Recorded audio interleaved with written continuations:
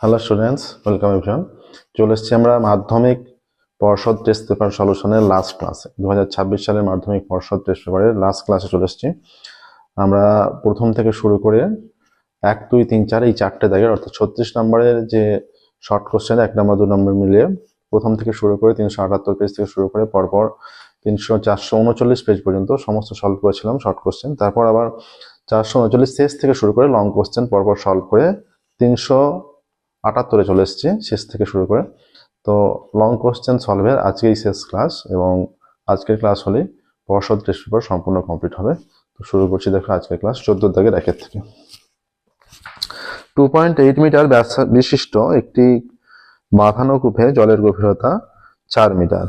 11.2 semi ব্যাস বিশিষ্ট pipe দিয়ে 12.5 মিনিটে সমস্ত জল বের করতে গেলে মিনিটে কত বেগে জল পাম্প করতে হবে, তাই তো? আচ্ছা, আমরা সমস্তটাকে মিটারে নিয়ে চলে যাচ্ছি, তাই তো? আচ্ছা, প্রথমে দেখো বাঁধানো কূপ মানে এটা একটা লম্ববৃত্তাকার চোঙাকৃতি ধরতে হবে, ঠিক আছে? বাঁধানো কূপ গোলাকার হয়। আচ্ছা, কূপের ব্যাস কত? 2.8 মিটার। কূপের ব্যাস ইজ ইকুয়াল টু 2.8 মিটার। অতএব কূপের ব্যাসার্ধ সমান 2.8/2 মিটার সমান 1.4 মিটার। আচ্ছা, কূপের উচ্চতা কত? 4 মিটার, তাই তো? বা গভীরতা, জলের গভীরতা, কূপের জলের গভীরতা সমান 4 মিটার, ঠিক আছে? অতএব জলের আয়তন কতটা জল আছে, ঠিক আছে?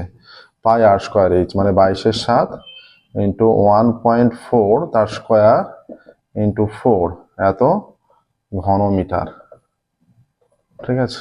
এত ঘন মিটার। এটা হচ্ছে কূপের জলের আয়তন। পাইপ দিয়ে এই জলটা বের করতে হবে। আচ্ছা, যে পাইপ দিয়ে জল যাবে সেই পাইপের ব্যাস কত? পাইপের ব্যাস সমান কত বলা আছে? 11.2 সেমি। 11.2 সেমি, ঠিক আছে? এবার দেখো পুরোটা মিটার এককে যদি নিয়ে যাই, মিটার ডেসিমিটার সেন্টিমিটার অর্থাৎ 100 দিয়ে ভাগ করতে হচ্ছে, তার মানে এটা হয়ে যাবে 0.112 মিটার, এটা ব্যাস। অতএব পাইপের ব্যাসার্ধ কত হয়ে যাচ্ছে? ব্যাসার্ধ সমান 0.112/2 মিটার সমান 0.2 দিয়ে ভাগ করলে এটা কত হয়ে যাচ্ছে? 5 দুগুণে 10, 1 12, 6 দুগুণে 12, এইটা 0.56 মিটার, তাই তো? আচ্ছা, ধরি পাইপ দিয়ে x মিটার পার মিনিটে জলটা বের হবে। আচ্ছা, ধরি পাইপে জলের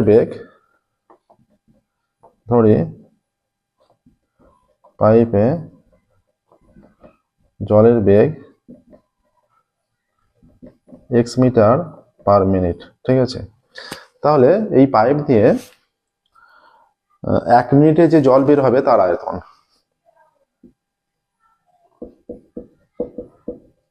পাইপ দিয়ে 1 মিনিটে বের হওয়া জলের আয়তন সমান, এটাও পাইপটাও একটা লম্ববৃত্তাকার চোঙাকৃতি, ঠিক আছে? তাহলে পাই আর স্কোয়ার এইচ মানে 22/7, আর হিসেবে আছে এখানে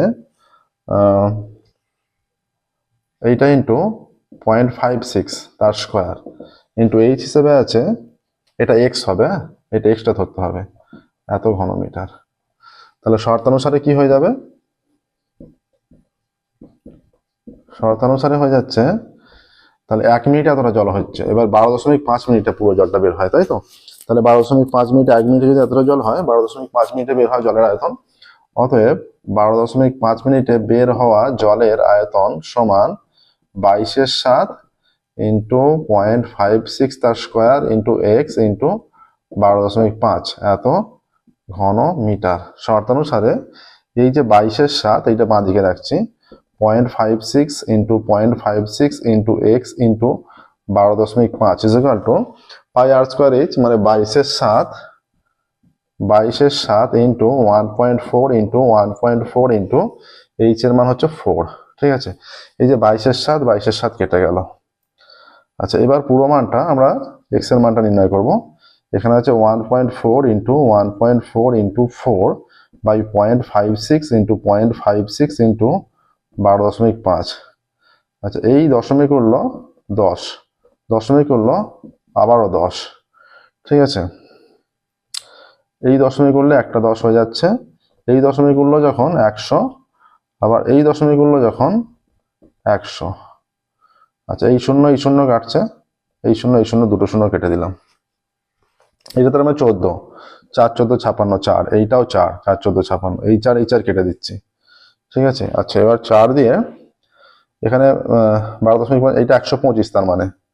ঠিক আছে, এটা যদি 125 হয়, এটা কেটে দিলে কি হয়ে যাচ্ছে 0.56, তাহলে 12.5টা আছে এদিকে,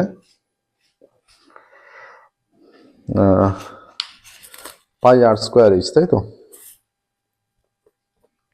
কূপের জলের গভীরতা 4 মিটার।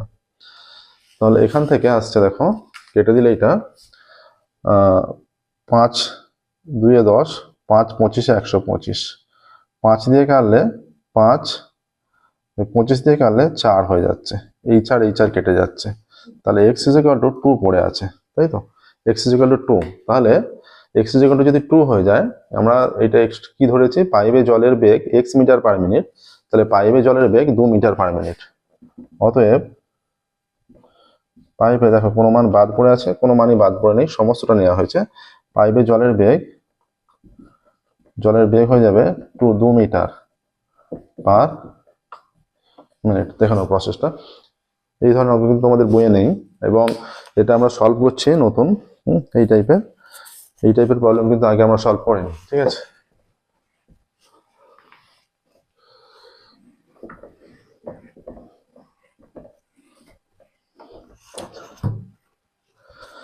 অ্যাগ্রোস দেশালাই বাক্সের একটি প্যাকেটের দৈর্ঘ্য, প্রস্থ এবং উচ্চতা যথাক্রমে 2.8 ডেসিমি, 1.5 ডেসিমি এবং 0.9 ডেসিমি হলে একটি দেশালাই বাক্সের আয়তন কত? যদি একটি দেশালাই বাক্সের দৈর্ঘ্য 5 সেমি ও প্রস্থ 3.5 সেমি হয়, তবে তার উচ্চতা কত? ব্র্যাকেটে দেওয়া আছে অ্যাগ্রোস সমান 12 ডজন। দেখো এক্সাক্ট এই অঙ্কটা তোমাদের বইয়ে আছে, একটু এদিক ওদিক করা নেই, যেমন সংখ্যাগুলো সেগুলো তেমনই দিয়ে দেওয়া আছে। আয়তঘন চ্যাপ্টারের অঙ্ক তোমাদের, এটা তোমরা বই থেকে পেয়ে যাবে। হ্যাঁ, বসে দেখি 4, তোমাদের ম্যাথ বইয়ের পেজ 74 অনুশীলনের অঙ্ক, বসে দেখি 4 এর, এটা প্রবলেম নাম্বার 16। ঠিক আছে, তোমাদের যদি প্রবলেম হয় দেখবে আমাদের চ্যানেলের প্লেলিস্টে তোমাদের ম্যাথামেটিক্স বইটার সম্পূর্ণ সলিউশন করে দেওয়া আছে। তো ম্যাথামেটিক্স বইটার আয়তঘন চ্যাপ্টারে গিয়ে বসে দেখি 4 এর, সেখান থেকে তোমরা শুধু এই অঙ্কটা নয়, আয়তঘন চ্যাপ্টারের সমস্ত অঙ্ক বা তোমাদের বইয়ের সমস্ত অঙ্করই সলিউশন পেয়ে যাবে, আমাদের করে দেওয়া আছে। ঠিক আছে, এটা 14 থেকে 2 একটা গেল, 14 থেকে 3 একটা চলে যাচ্ছি।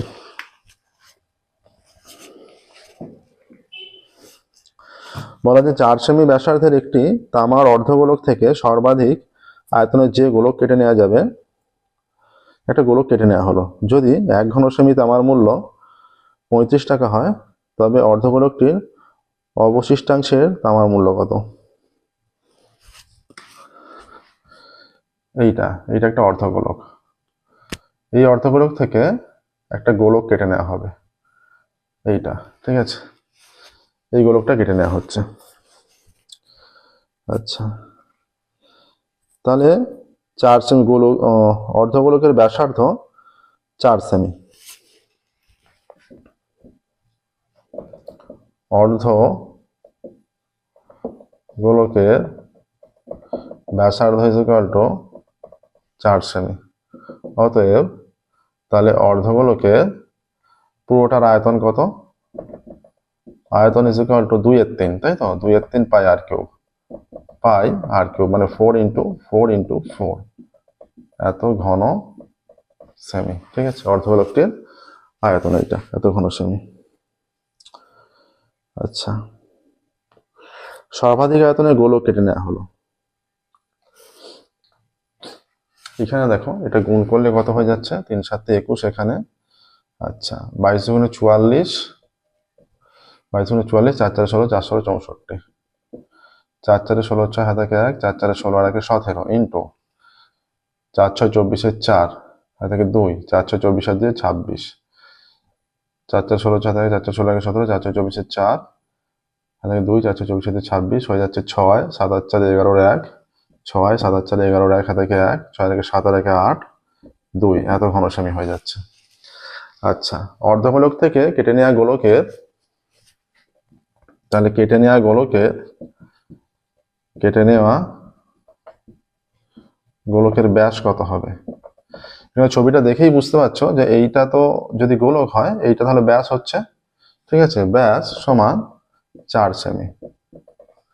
তাহলে অতএব কেটে নেওয়া গোলকের ব্যাসার্ধ কত হবে? সমান 4/2 সেমি, সমান 2 সেমি হয়ে যাচ্ছে ব্যাসার্ধ। তাহলে অতএব কেটে নেওয়া গোলকের আয়তন কত হচ্ছে?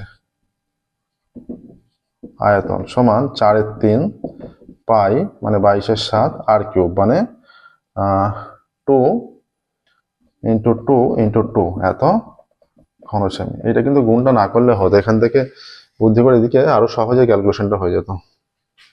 এটা তাহলে হয়ে যাচ্ছে নিচে 21ই থাকছে, আর 4/88 ইন্টু 4/88 8, 28 64 4 হাতে 6, 28 64 6 70।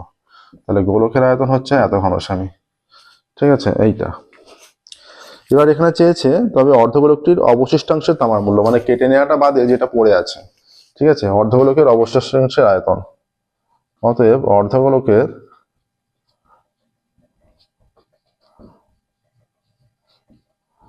অবশিষ্টাংশের আয়তন, অর্ধগোলকের অবশিষ্টাংশের আয়তন মানে পুরোটা থেকে 2816/21 মাইনাস 704/21, তাই তো, এত ঘনসেমি। দেখো 21 লসাগু, 2816 মাইনাস 704 ঘনসেমি সমান 21 লসাগু 4 6 6 2 6, 4 6 6 2 6 হচ্ছে। এরপর 1 নেমে যাচ্ছে, 7 8 1 8, আচ্ছা 2 নামছে, এইটা 4 2 6 1, 7 1 8 2 এত ঘনসেমি হচ্ছে। এবার লিখবে যে 1 ঘনসেমি তামার মূল্য 35 টাকা, তাহলে এত ঘনসেমি তামার মূল্য কত? এবার 1 ঘনসেমি তামার মূল্য, তামার মূল্য 35 টাকা, আর 2112/21 ঘনসেমি তামার মূল্য হয়ে যাচ্ছে 35 ইন্টু 2112/21 এত টাকা। 5 7 35, 3 7 21, এখানে হয়ে যাচ্ছে 3 7 21 0 3 4 12, তাহলে হয়ে যাচ্ছে 4 7 28 8 এত টাকা। 4 7 28 8 হাতে 2, 7 0 0 2 আর 7 7 49, 4928 টাকা আসছে। অবশিষ্ট তামার মূল্য হয়ে যাচ্ছে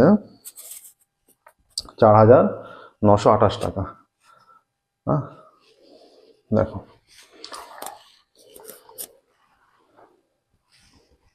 তাহলে এটা অর্ধগোলকের ব্যাসার্ধ 4 সেমি বলা আছে, অর্ধগোলকের ব্যাসার্ধটাই গোলকের ব্যাস হবে, ঠিক আছে, 4 সেমি। তাহলে অর্ধগোলকের আয়তন, অর্ধগোলক যেহেতু 2/3 পাই আর কিউব। আচ্ছা এবার গোলক যখন হয়েছে, গোলকের সেটা 4 সেমিটা ব্যাস হয়ে যাবে, গোলকের ব্যাসার্ধ 2 সেমি, গোলকের আয়তন 4/3 পাই আর কিউব, ঠিক আছে, 704/21 হয়েছে। 22 4 22 88, 88 কে 8 দিয়ে গুণ করলে 28 64 4 থেকে 6, 28 64 6 70, আর ওপরটা যখন গুণ হয়েছে 44 এর সঙ্গে 4 4 16 4 16 64 হয়ে গেছে, 3 7 21 আছে, 4 4 16 6 থেকে 4 4 16 1 17, 4 6 24 4 আর থেকে 2, 4 6 24 2 26, 6 7 8 4 11 1 থেকে 1, 6 থেকে 7 7 থেকে 8 আর 2 বসে গেছে। তাহলে অর্ধগোলকের অবশিষ্টাংশের আয়তন কত? 2116/21 মাইনাস 704/21, যে গোলকটা কাটা হয়েছে। 21 লসাগু থেকে যাচ্ছে 2816 মাইনাস 704, ঠিক আছে, তাহলে হয়ে যাচ্ছে 2112, 4 আর 2 6 1, 7 আর 1 8 2। এবার অত ঘনসেমি অবশিষ্টাংশটা পড়ে আছে, ঠিক আছে। তাহলে অর্ধগোলকটির অবশিষ্টাংশের আয়তন চাইছে, এইটা হচ্ছে অবশিষ্টাংশ। অর্ধগোলকটা ব্যাসার্ধই হচ্ছে অর্ধগোলকের ব্যাসার্ধ হবে কেটে নেওয়া গোলকের ব্যাস। ঠিক আছে, এবার 1 ঘনসেমি তামার মূল্য 35 টাকা। আর তবে অর্ধগোলকটির অবশিষ্টাংশের তামার মূল্য কত? অর্ধগোলকের অবশিষ্টাংশ যেটা পড়ে আছে সেইটার তামার মূল্য, তাহলে 2112/21 ইন্টু 35, পুরোটাকে 35 দিয়ে গুণ হবে 5। আচ্ছা, এইখানটা এটা 7 নয়, আমরা 7 দিয়ে কেটেছি, 3 হয়ে গেছে, আর এটা 5 হবে। 7 দিয়ে কেটেছি, এটা 7 দিয়ে কাটাকাটি হচ্ছে, এটা যেহেতু 3 হচ্ছে তাহলে এটা 5 হবে। তাহলে এটা মূল্যটা হচ্ছে, আবার 3 দিয়ে কেটে গেছে, এটা হয়েছে, এটা 4 5 20 শূন্য হাতে থেকে 2, 5 0 0 2, 5 7 35, এত টাকা হচ্ছে 3520 টাকা আসছে। দেখো 3520 টাকা। ঠিক আছে, তাহলে এখানে অ্যান্সারটা লিখবে পূর্ণ বাক্যে যে অবশিষ্ট তামার মূল্য 3520 টাকা। 14 দাগের হয়ে গেল, 15 দাগে যাচ্ছে এবার।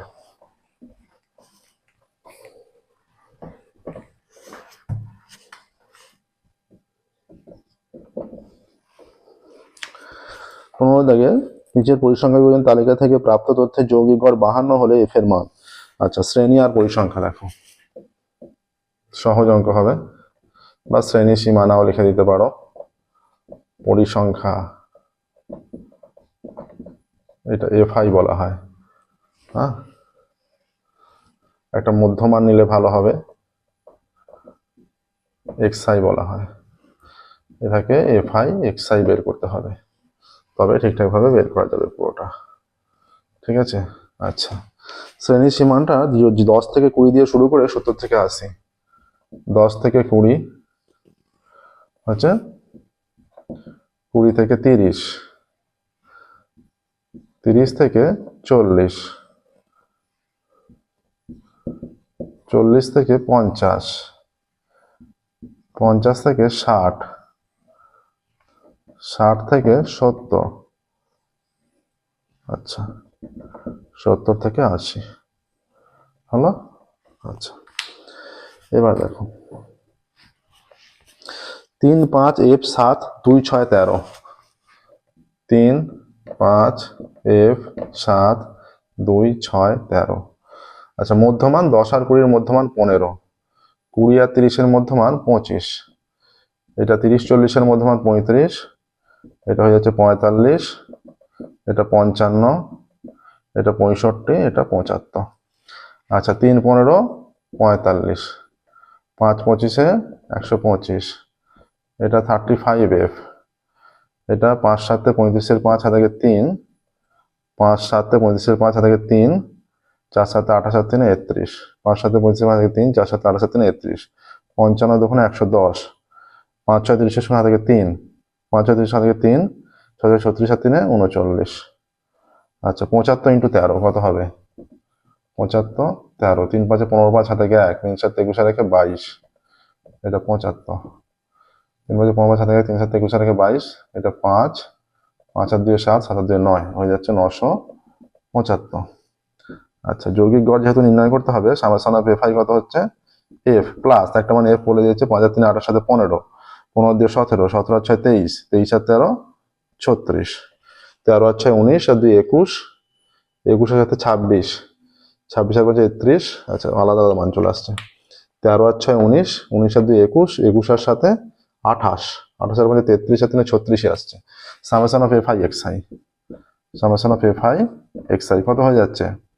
35F প্লাস 35F প্লাস 5 5 10, 15 আর 5 20 শূন্য, হাতে থেকে 2, 7 আর 2 9, 9 আর 18, 18 আর 19, 19 আর 20, 20 আর 2 22, 22 আর 4 26 আর 6, হ্যাঁ 26 আর 6 থেকে 2, 9 আর 2 11, 11 আর 3 14, 15, 15 আর 3 18, 19, 1960।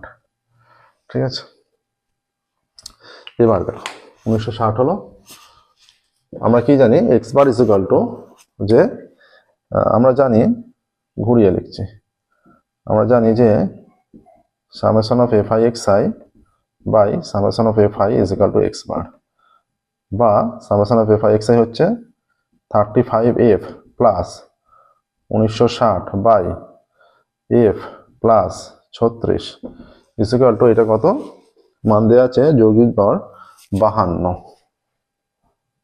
তাহলে কোনাকুনি যদি গুণ করি এখানে চলে আসছে, আমরা আগে পেয়ে যাচ্ছি 52F প্লাস 52 ইন্টু 36, 52 ইন্টু 36, 6 দুগুণে 12, 2 হাতে 1, 5 6 30 আর 31, 6 দুগুণে 12, 2 হাতে 1, 5 6 30 আর 31, 3 দুগুণে 6, 3 5 15, ঠিক আছে, 2 6 আর 7, 5 আর 3 8, 1, 1872। এইটা plus 1872 is equal two 35F plus 1960 বা 52F মাইনাস 35F সমান 1960 মাইনাস 1872 বা 17F ইজ ইকুয়াল টু 2 কয় 10 8 10 হাতে 1 7 রেখে 8 8 কয় 16 8 16 হাতে 1 8 রেখে 9, তাহলে এটা 88 আসছে, তাই তো। আচ্ছা,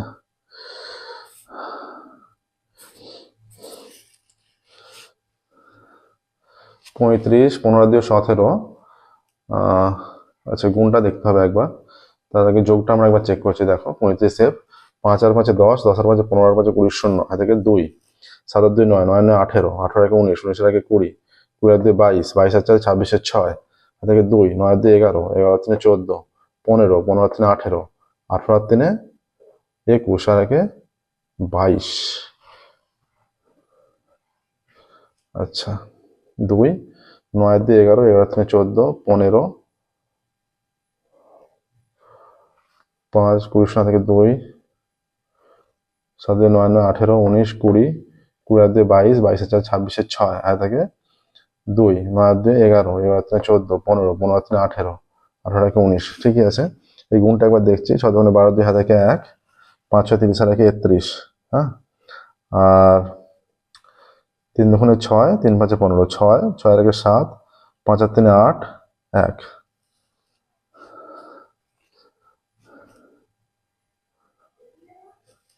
এবার দেখো এখানটা আসছে 1872 এসছে, 1960 এসছে, তাই তো। 35F 35F minus 35F is equal two 1960 minus 1872, তাহলে 60 ওদিকে 72, 1872 আসছে, কিন্তু এখানে অ্যান্সার যেটা দেওয়া আছে F ইজ ইকুয়াল টু 4, আমাদের এখানে ক্যালকুলেশন অনুযায়ী F ইজ ইকুয়াল টু 4 আসছে না, কোন একটা গুণফলে কোথাও একটু এদিক ওদিক হয়েছে, ঠিক আছে।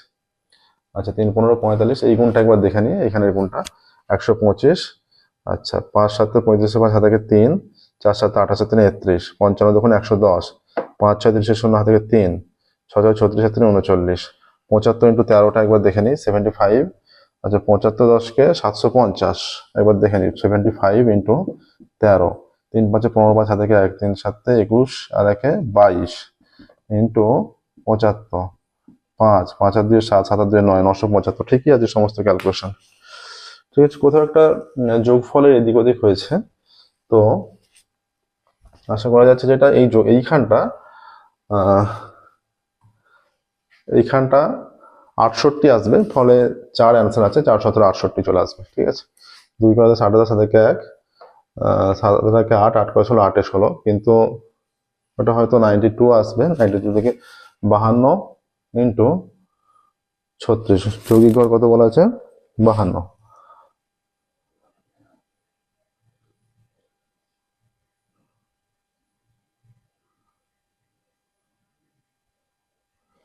আচ্ছা এইখানটা তোমরা সিম্পলিফাইটা করবে, আমরা আপাতত এই পর্যন্তই রাখছি, ঠিক আছে। তো এইখানের এই অনুযায়ী আসছে, তো এফ অনুযায়ী আসছে ফ্রিকোয়েন্সি, তো এফ পূর্ণ সংখ্যাতেই আসবে, কোথাও ক্যালকুলেশনটা গন্ডগোল আছে, ঠিক আছে। এদের বা নাম্বারগুলো যদি ঠিকঠাক দেওয়া থাকে সেই অনুযায়ী ফ্রিকোয়েন্সি তো পূর্ণ সংখ্যাতেই আসে, ঠিক আছে। 25, এখানে 35, 45, 55, 65, 75, 3 5, F 7, আচ্ছা পরিসংখ্যা 10 থেকে 20, F 7 2 6 8, আচ্ছা 2 6 13, 7 2 6 13, 7 2 6 13, আচ্ছা এখানে যেটা 5 3, এইটা ছিল 5 আর এইটা ছিল 3, ঠিক আছে। এদিকে এইখানটার জন্য পুরোটা এদিক ওদিক হয়ে গেছে, এটা ছিল 5 এইখানটা, আর এইটা ছিল 3, পুরো নাম্বারটা এদিক ওদিক হয়ে গেছে। তাহলে সামেশন অফ এফআইটা একই থাকবে, এইখানটা যেটা সামান্য এদিক ওদিক হবে, এটা 5 15 75 হয়ে যাবে। হ্যাঁ, এটা হয়ে যাবে 5 15 75, আর এটা হয়ে যাবে 3 25 75।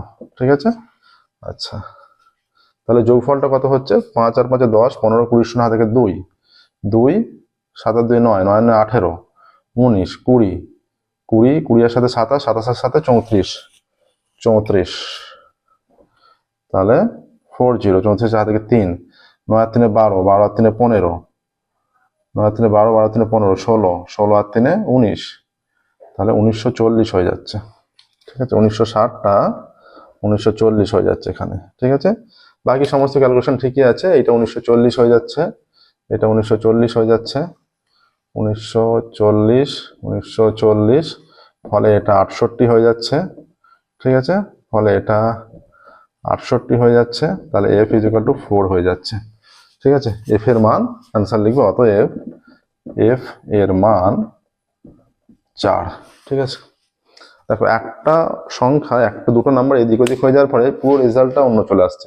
সমস্ত ক্যালকুলেশন সমস্ত ঠিকঠাকভাবে নিখুঁতভাবে করবে। ঠিক আছে, একটু এদিক ওদিক হয়ে গেলেই রেজাল্ট পুরো অন্য চলে আসবে। স্টেপ মার্কস সামান্য কিছু পাবে, কিন্তু ফুল মার্কসটা হয়ে উঠবে না তখন আর। সেই জন্য সমস্ত ক্যালকুলেশন ঠিকঠাকভাবে করতে হবে।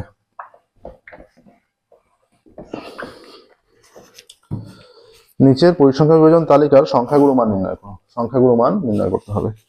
আচ্ছা, আছে 20 থেকে 30 শ্রেণী আর পরিসংখ্যা। শ্রেণী পরিসংখ্যা, তাই তো? এখানে সংখ্যাগুলো মানের ক্ষেত্রে এক্সট্রা আর কোনো কিছু করার দরকার নেই। 20 থেকে 30, এটা সহজ অঙ্ক দিয়েছে, ছোট্ট অঙ্ক। 20 থেকে 30, 30 থেকে 40, 40 থেকে 50, 50 থেকে 60, আচ্ছা 60 থেকে 70। ঠিক আছে, 20 থেকে 30, 30 থেকে 40, 40 থেকে 50, 50 থেকে 60, 60 থেকে 70। পরিসংখ্যা যেগুলো আছে সেগুলো আছে 30, 38, 70, 42, 20। 30, 38, 70, 42, 20। তাহলে সংখ্যাগুরু শ্রেণী কোনটা? অতএব সংখ্যাগুরু শ্রেণী হয়ে যাচ্ছে সংখ্যাগুরু শ্রেণী সমান এইটা হয়ে যাচ্ছে 40 থেকে 50টা, 40 থেকে 50। তাহলে এল সমান কত হয়ে যাচ্ছে? 40। আচ্ছা, F1 সমান যেটা সংখ্যাগুরু শ্রেণী তার পরিসংখ্যাটা, এখানে 70 আছে। ঠিক আছে, F0 কত? তার আগেরটা মানে 38। F2 কত? তার পরেরটা মানে 42। ঠিক আছে, আর H কত? H হয়ে যাচ্ছে দেখো 10। তাহলে অতএব সংখ্যাগুরু মান সমান সংখ্যাগুরু মান ইকুয়াল টু L প্লাস মানে 40 প্লাস F1 মাইনাস F0 মানে 70 minus 38 by 2 into F1 minus F0 minus F2 into H এর মান 10। তাহলে হয়ে যাচ্ছে 40 প্লাস 8 করে 10, 2 এ 10, 7 একে 1, 3 একে 4, 4 করে 7, 3 এ 7, 32। এটা হচ্ছে 140 মাইনাস 4 আর 3 এ 7, 80 into 10 is equal to 40 plus এটা 32 ইন্টু 10 বাই 8 আর 6 14, 60। এটা 6 হয়ে গেল। ঠিক আছে, এটা 2 দিয়ে কাটলে 16, এটা 2 দিয়ে কাটলে 3, তাহলে 40 প্লাস 16/3, তাই তো? 40 প্লাস 16/3 আসছে। তাহলে এটা কত আসছে ভাগ করলে? 3 দিয়ে 16কে, 3 5 15, 1 দশমিকের জন্য 0, 3 3 9, 1, তাহলে 3 3 হয়ে যাবে, কোনো কথা 3 3 3 3 হয়ে যাবে। ইজ ইকুয়াল টু 40 প্লাস 5.33 প্রায় ইজ ইকুয়াল টু 45.33 প্রায়। ঠিক আছে, দেখো এবার অ্যান্সার লিখবেন নির্ণয় সংখ্যাগুলো মান 45.33 ব্র্যাকেটে প্রায়। ঠিক আছে, অতএব নির্ণয় সংখ্যাগুলো মান 45.33 প্রায়। ঠিক আছে।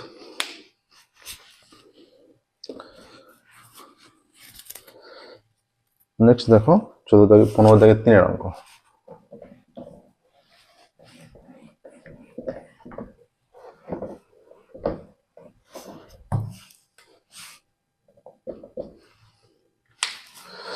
আমাদের 3 নিচের পরিসংখ্যান বিবরণ তালিকা থেকে মধ্যমান নির্ণয় করো। এই অঙ্কটা আমরা আগে সলভ করেছি। পেজ একদম প্রথমে যেটা লং কোশ্চেন সলভ করেছি যে পেজের 439 পেজ, তাই তো? 439 পেজের লং কোশ্চেন আমরা সলভ করেছি। 439 পেজের লং কোশ্চেনে দেখবে মধ্যমান নির্ণয় করতে দেওয়া আছে। সেই মধ্যমান নির্ণয় এই মধ্যমান নির্ণয় সেম অঙ্ক।